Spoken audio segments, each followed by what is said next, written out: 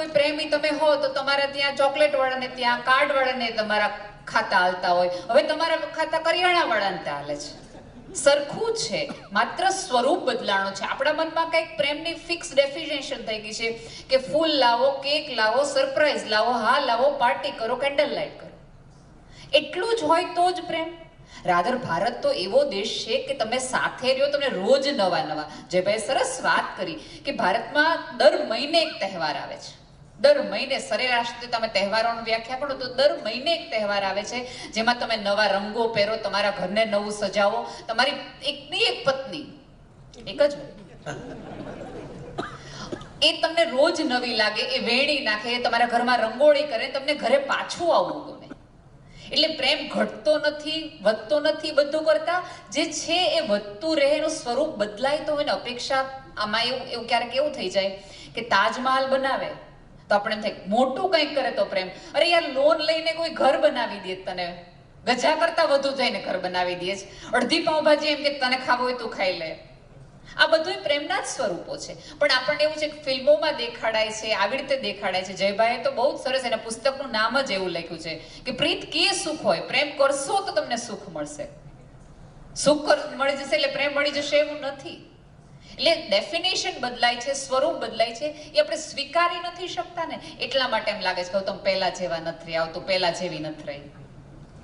પહેલા જેવું કશું ન રહે, પહેલા જેવું બધું જ રહે ને તો એને માણસ જ ન કહેવાય. તમે સતત વિકસતા જાઓ, આગળ વધતા જાઓ. તમે આજે અહીંયા હતા, આજે જેણે મારા સફેદ કાળા વાળ ઉપર લટો ઉપર કવિતા લખી હોય એ મારા સફેદ વાળ જોઈને એમ કે કહું જી તું પહેલા જેવી લાગે છે, એ પૂરતું છે.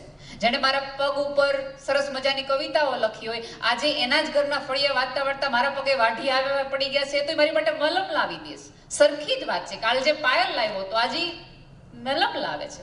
સરખી જ વાત છે. એટલે હું તો ક્યાંય એવું નથી માનતી કે, પણ પછી આપણને એવું થાય ગમે આપણને ન ગમીએ ને એટલે આપણે કોક ઉપર વાંક કાઢીએ કે બહુ દિલથી જ મેં જગતને પ્રેમ કરવાનું રાખ્યું છે. અને મને એક જ અમારી અસંખ્ય નફરતો અણગમા પાછ માટે દૂર કરવાનું એક જ કારણ છે કે બેશુમાર પ્રેમ કરો. આ જગતને તમે જેની પાસે શક્તિ અને સહન શક્તિ બંને નામના હથિયારો ને એને તમે હરાવી જ નહીં શકો. આપણે તો તે દિવસથી જ શરૂઆત કરીએ છીએ. અમારા બાળકો તો સ્પેશિયલ બાળકો છે જેની સ્મૃતિ ખાસ નથી. અને તમે કાલે ખીજાણા હો તો આજે તમને વાલીને ભેટવા જ આવે, કારણ કે એને સિવાય એને કાંઈ આવતું નથી. સ્પર્શ જિંદગીને પ્રેમ કરવાનો બીજો અને મહત્વનો રસ્તો છે કે સ્પર્શ. આપણે જાણે અજાણે નિખાલસ સ્પર્શ ભૂલી ગયા છે. આપણને બધાને સ્ક્રીનનો પ્રેમ એટલા માટે છે કે નિખાલસ સ્કિનનો સ્પર્શ આપણને કોઈને મળતો નથી, એટલે આપણે સતત સ્ક્રીન ઉપર રહ્યા કરીએ છીએ. એકાદ એવા સ્પર્શની ઝંખનામાં કે જેમાં નિસ્બત હોય, પ્રમાણિકતાપૂર્વક હું તારી સાથે છું એવો એક હાશકારો ને હોંકારો હોય, હું તને સાંભળું છું એવી સમગ્ર હાજરી હોય. તું રડે છો તો મૂંઝારો મને થાય છે, આ ખીચામાં રૂમાલ માત્ર તારી માટે છે એવી બાહેધરીઓ ક્યાંક આપણને મળતી નથી. અને મળે નહીં તો કાંઈ જુદી વસ્તુ નથી, આપણી કોકને આપવાની તૈયારી એ નથી. હાલો મને ન મળી પણ મારી કોકને દેવાની તૈયારી છે, એટલું તો આપણે કરી જ શકીએ ને. જિંદગીને પ્રેમ કરવાના, જીવનને પોતાના કરવાના, જીવનને આપણા બધાની તકલીફ એ છે દોસ્તો કે આપણને બધું હાથ ભેગું કરી લેવું છે અને ક્યાંક ઘર ભેગું કરી લેવું છે, એટલા માટે તકલીફ થાય છે.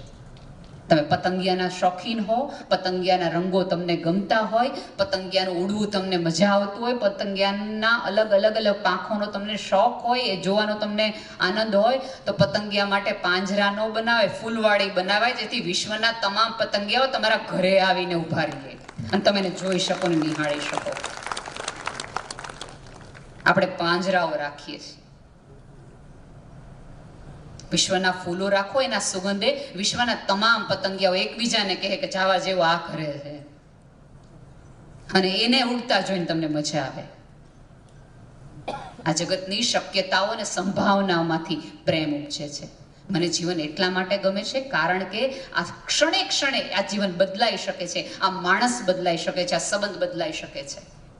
કાલે જે નહોતું એ આજે એમાંથી નીકળી શકે, સંભાવનાઓ છે, એટલા માટે મને ગમે છે. એક છેલ્લી મારી વાત કહી. એક મહારાજ હતા જેણે જીવનમાં નક્કી કર્યું કે હવે સાધના કરવી છે, હવે ખાસ કોઈને આડે નથી આવવું, ઈશ્વર મળી જાય એ રસ્તે જ આવવું છે. એક સરસ મજાની ટેકરી ઉપર પોતાનું ઘર કરે છે, નાની એવી ઝૂંપડી જેવું કરે છે. ધોધમાર વરસાદ આવે છે. એક વ્યક્તિ સૂઈ શકે એટલી જ જગ્યાવાળું એને નાનું એવું ઘર, અહીંયા બહુ પડોજણ ઊભી નથી કરવી, કારણ કે પડોજણોથી ભાગીને તો અહીંયા આપણે આવ્યા, અહીંયા હું નવી ઊભી કરવી એમ માની અને એને નાની એવી ઝૂંપડી બનાવે છે. એ ધોધમાર વરસાદની અંદર વાવાઝોડામાં એક માણસ વટે માર્ગ પસાર થાય છે, સાધુ જ હોય છે, દરવાજો ખખડાવે છે. એ જગ્યા છે, વરસાદ છે અને બહાર રહી શકાય એમ નહીં, ઠંડી છે. એટલે એ સાધુ એવું કહે છે કે સુવાની જગ્યા નથી, પણ 2 જણા બેસી શકે એટલી જગ્યા છે, આવી છે. બેસે છે બંને જણા, એમ નક્કી કરે છે કે અધ્યાત્મની, જીવનની, ધર્મની વાત કરતા કરતા સવાર પડી જશે. થોડી વાર પછી ફરીવાર ટકોરા વાગે છે, એક માણસ આવે છે. બહાર બહુ જ વરસાદ છે, પવન છે, ઠંડી છે, મેં ઉપરનું મારી પાસે પહેરવાનું કંઈ નથી, હું અહીંયા આવી શકું, એક રાત રોકાઈ શકું? એટલે ફરીવાર ઓલો સાધુ એમ કહે છે કે 1 જણની સુવાની જગ્યા હતી, હવે એક વ્યક્તિ આવી ગયો છે એટલે 2 જણા બેઠા છે. 3 જણા બેસી શકે એવી જગ્યા નથી, પણ 3 જણા ઊભા રહી શકે એટલી જગ્યા તો છે. અને આખી રાત 3 જણા ઊભા જીવન અને જગતને જોવું છે. આમ જુઓ તો આપણા બધાની અંદર તમે જુઓ કે જે સાવ નાની એવી કમર હોય, નાનો એવો ગર્ભાશય હોય, 9 મહિનામાં ધીમે ધીમે આખા એક જીવને પાલી શકે એ કુદરત આપણને સૌને એક દાખલો આપે છે કે જો તમે કોઈને સમાવા બેસતા હો, જો કોઈને તમે આવકારવા બેઠા હો, જો તમે કોઈને સ્વીકારવા બેઠા હોય, જો તમે સર્જનની ક્ષણમાં હોય, જો તમારા થકી પૃથ્વી વધુ સુંદર થવાની હોય, તો મેં તમને એટલી મોકળાશ ને અવકાશ આપી છે કે તમે વિસ્તરી શકો એમ છો. એટલે હાથ આમ થાય છે.